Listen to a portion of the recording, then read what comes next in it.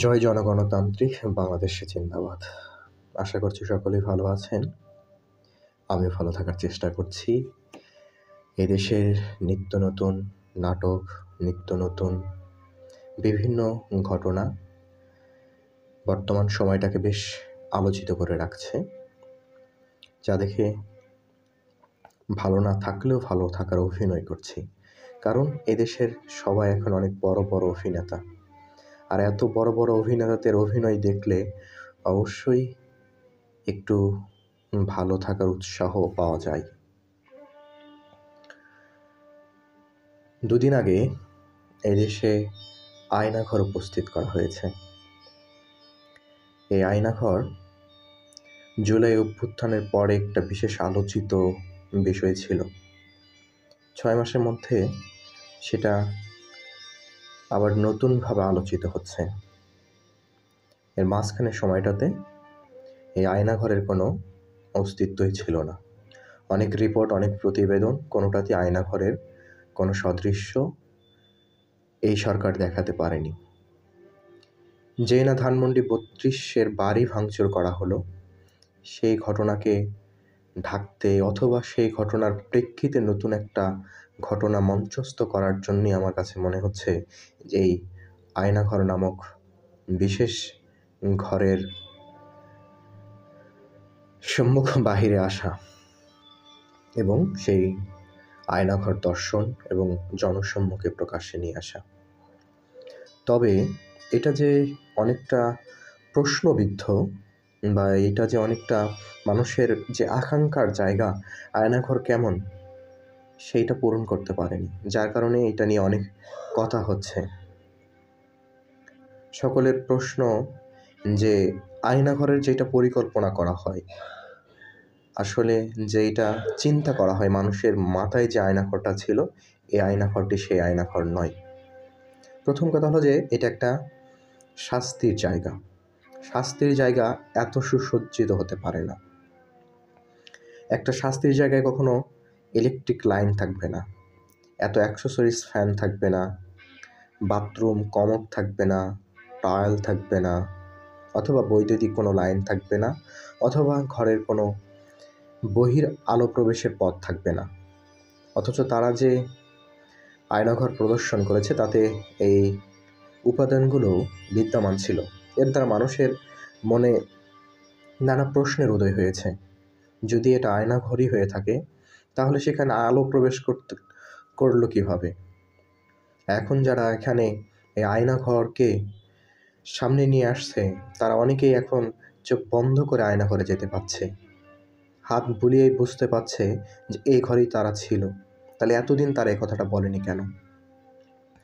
তারপরে যে ইলেকট্রিক চেয়ারটি দেখানো হয়েছে, এটা নিয়ে অনেক প্রশ্ন মানুষের অন্তরে, মানুষের মনে।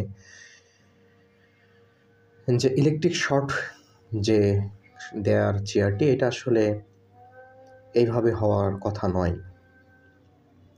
এখন কি হচ্ছে জানি না, তবে আমার কাছে একটা জিনিস খুব প্রতীয়মান হচ্ছে যে বিগত সাবেক প্রধানমন্ত্রী শেখ হাসিনা, তিনি তার সময়ে যে নাটকগুলো উপস্থাপন করেছিলেন, সেগুলো দেখে মনে হচ্ছিল যে এটাই মনে হয় বাংলাদেশের সর্বোচ্চ নাট্যমঞ্চ এবং এনারাই সর্বোচ্চ প্রযোজক এবং পরিণত একজন পরিচালক। শেখ হাসিনার আমলে প্রত্যেকটা ঘটনার প্রেক্ষিতে নতুন একটা ঘটনা মঞ্চস্থ হতো।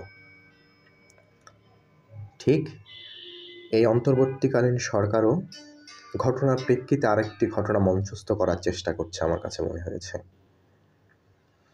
এখন এইটাই যদি আয়নাঘর হয়, তাহলে মানুষ সত্যিকারে আয়নাঘরটাকে মিস করবে এবং শাস্তির পরিমাণ এবং যেটা কল্পনায় ছিল সেটাকে মানুষ মিস করছে, এবং যার কারণেই অনেক প্রশ্ন তুলছে।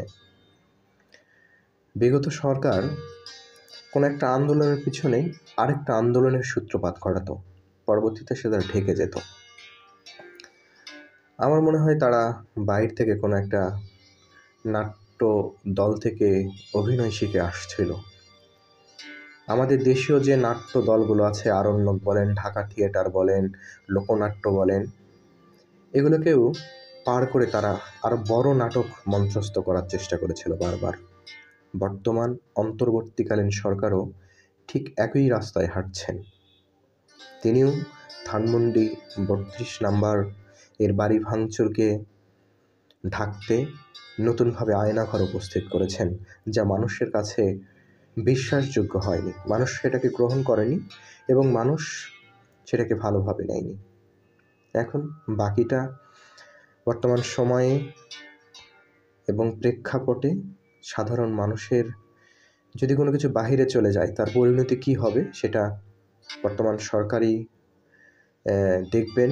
তিনি প্রত্যেকটা কাজে অনেকটা প্রশ্নবিদ্ধ হচ্ছেন। মানুষ অনেক আশা নিয়েই এই সরকারকে ক্ষমতাসীন করেছিল, ক্ষমতার আসনে উপনীত করেছিল। সেখানে মানুষ প্রতিনিয়ত হতাশ হচ্ছে। আর এইভাবে প্রতিনিয়ত হতাশ হতে হতে একটা সময় আবারও কি আরেকটা গণবিপ্লব হতে পারে? যেমনটা একদিন আগের ঘটনায় যদি উপস্থাপন করি, সেটা হচ্ছে যে ভিডিও কন্টেন্ট ক্রিয়েটর কাফির বাড়িতে আগুন লাগানো হয়েছে। কাফি তিনি তার প্রেস ব্রিফিংয়ে বলেছেন যে তিনি একটা বিকল্প সরকার হিসেবে রুখে দাঁড়াবেন যদি তার সব ব্যবস্থা না হয়। তো এইভাবে আস্তে আস্তে সবাই যদি নিজেদেরকে প্রতি বিপ্লব ঘটাতে চেষ্টা করে, তাহলে এদেশের শেষ পরিণতি কোথায় গিয়ে দাঁড়াবে সেটাই দেখার বিষয়। আশা করছি আপনারা আমার কথাগুলো সাধারণ অর্থেই নেবেন। এখানে আমি সরকারের কোনো বিরোধিতা করার চেষ্টা করিনি, অথবা তারা যে আয়নাঘরকে উপস্থাপন করেছে সেটাকেও প্রত্যাখ্যান করিনি। তবে সবার পরিকল্পনায় যারা শাস্তি গ্রহণ করেছে অথবা যারা এই শাস্তি বিষয়ে পড়াশোনা করেছে, যারা এই ঘরটাকে ছবির মাধ্যমে দেখছেন, তাদের মত এবং নানা প্রশ্ন মনে উদয় হচ্ছে। তারই কিছু আলোচনা যে একটা ঘরে ইলেকট্রিক লাইন রাখলে সেখানে যে শাস্তিযোগ্য অপরাধী থাকবে সে সেখান থেকে পরিত্রাণ পাওয়ার জন্য আত্মহত্যা ঘটাতে পারে। এটাই স্বাভাবিক। একজন মানুষ, প্রত্যেকটা মানুষ যখন শাস্তির উপনীত হয় তখন তাদের একটা ভাষ্য থাকে যে আমাকে এত কষ্ট না দিয়ে মেরে ফেলো। তো তারা যদি সেখানে মারার সুযোগ বা মরে যাওয়ার সুযোগ পায় তাহলে নিজেরাই আত্মহত্যা করত। যেমন যে দরজা দেখানো হয়েছে সেখানে চাবি সিস্টেম একটা কারাগারের চাবির মতো না, অনেকগুলো ইলেকট্রিক লাইন বাইরে আছে, ফ্লাশ লাইন, পানির লাইনটা বাইরে আছে, তারপরে রুমগুলোর ব্যবস্থা স্বাভাবিকভাবে অতটা কঠিন নয়। মানুষ আরও কঠিন একটা আয়নাঘরকে দেখার মনস্তাত্ত্বিক চিন্তা করে রেখেছিল। তো দেখা যাক এই আয়নাঘর প্রেক্ষাপট আরও কতটা জলঘোলা করতে পারে, আমাদের সামনে আরও কত রকম নাটক মঞ্চস্থ হতে পারে। সাধারণ জনগণ হিসেবে আমরা সেই নাটকগুলো দেখার জন্য অধীর আগ্রহে অপেক্ষা করছি।